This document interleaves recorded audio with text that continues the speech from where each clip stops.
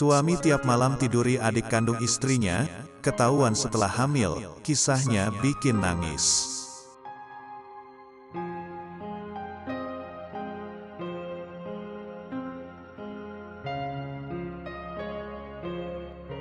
Setia adalah hal paling mahal dalam hubungan berumah tangga. Hanya orang-orang kuat dan benar-benar mencintai pasangannya lah yang bisa setia. Sudah banyak contoh, rumah tangga hancur karena hadirnya orang ketiga. Bahkan meski sudah memiliki buah hati, jika pelakor hadir semua bisa hancur seketika. Nahasnya, orang ketiga itu umumnya berada di sekitar kita, dan lebih tragis jika itu orang terdekat. Seperti kisah berikut ini yang begitu sedih. Entah siapa yang akan disalahkan, apakah istrinya yang tak pandai mengikuti keinginan suami, atau suami yang tak kuat menahan godaan daun muda yang lebih segar. Seperti halnya kisah berikut ini, yang dilansir dari eberita.org, mengulas kisah rumah tangga dari Malaysia.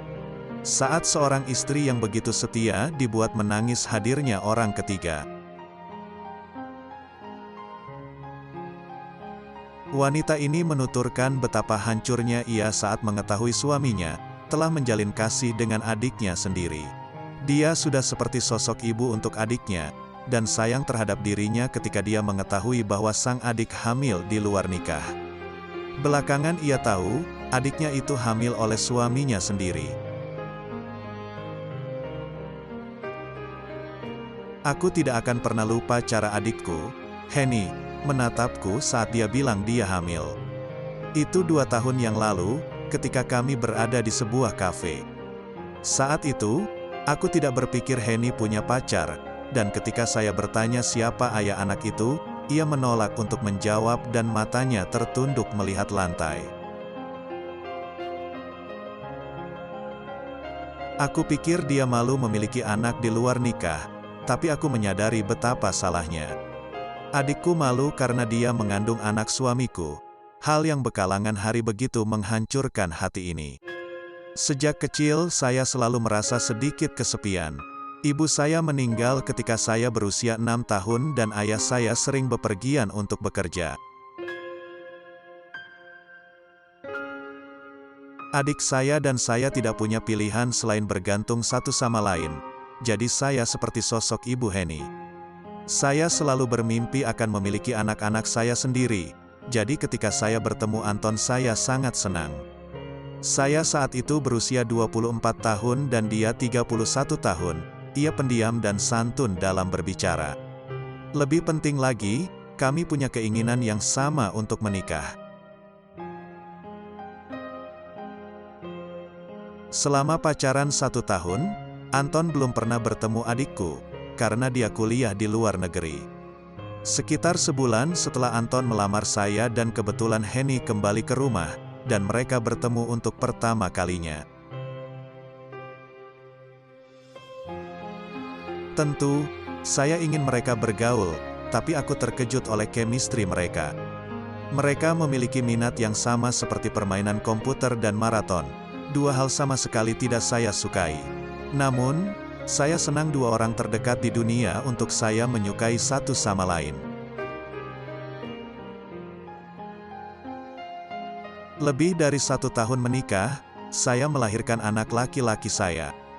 Dia mirip sekali Anton, dan saya terus sangat sibuk disibukkan setelah malaikat kecil saya energi. Anton dan saya membahas apa yang harus dilakukan, dan kami memutuskan aku akan tinggal di rumah dan merawat anak kami. Sementara Anton pergi keluar untuk bekerja memenuhi kebutuhan kami, aku menikmati tinggal di rumah, jadi saya tidak mempertanyakan bisnis Anton semakin sering perjalanan ke luar negeri karena ia mengatakan ia memacu untuk promosi, agar kami lebih sejahtera. Pada waktu yang sama, Henny lulus dari universitas dan mulai mencari pekerjaan. Saya terkejut ketika dia memutuskan untuk pindah dari rumah ayah kami ke apartemennya sendiri. Aku bertanya-tanya di mana dia telah mendapat uang untuk menyewa tempat sendiri.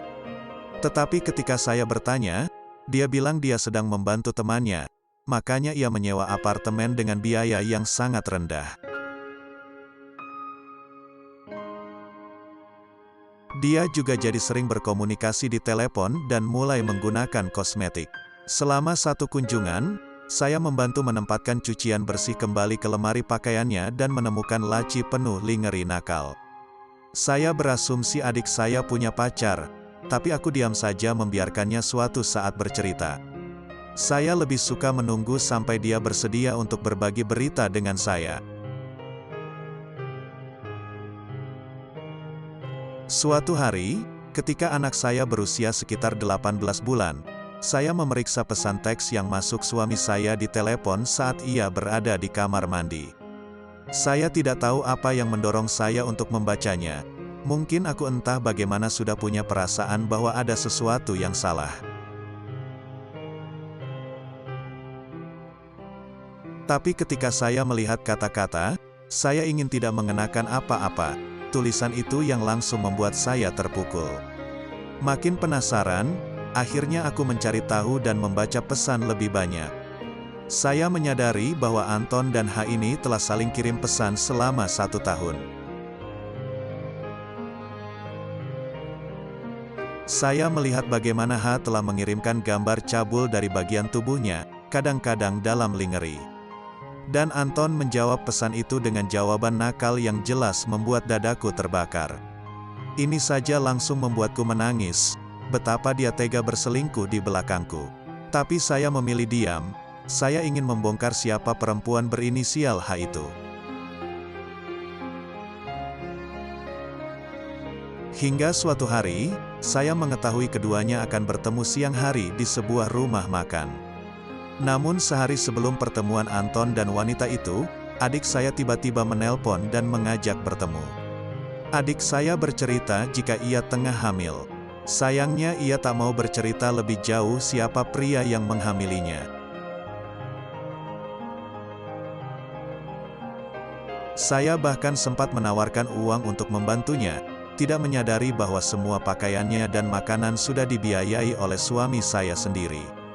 Sampai hari pertemuan suami saya dan perempuan itu, diam-diam saya sudah menunggu di tempat itu duduk di paling sudut dan tertutup. Dan betapa hancurnya hati saya, ketika Anton benar-benar datang dan 15 menit kemudian, adik saya berjalan santai mendatangi Anton sambil tersenyum dan langsung berpelukan. Sambil menggendong anak saya berjalan ke arah mereka. Air mata saya sudah menetes deras dan tanpa bicara saya melihat mereka yang seakan melihat setan saat itu. Dengan menangis, adik saya meminta maaf dan bersujud di kaki saya. Dia mengaku hilaf dan bersalah telah mencintai suami saya. Henny mengakui jika selama tinggal serumah tiap malam suami saya akan keluar menemui dia di kamar dan mereka berhubungan suami istri. Hingga akhirnya ia selesai kuliah dan tinggal di apartemen itu semua karena ingin bisa lebih bebas dengan suami saya. Sambil menangis saya mengatakan ingin bercerai. Wajah saya tanpa ekspresi dan berlalu pergi. Sudah 2 tahun dan saya sudah tidak berbicara dengan salah satu dari mereka, kecuali melalui pengacara. Dan saya tidak pernah melihat mereka, bahkan di acara-acara keluarga dan pesta lainnya.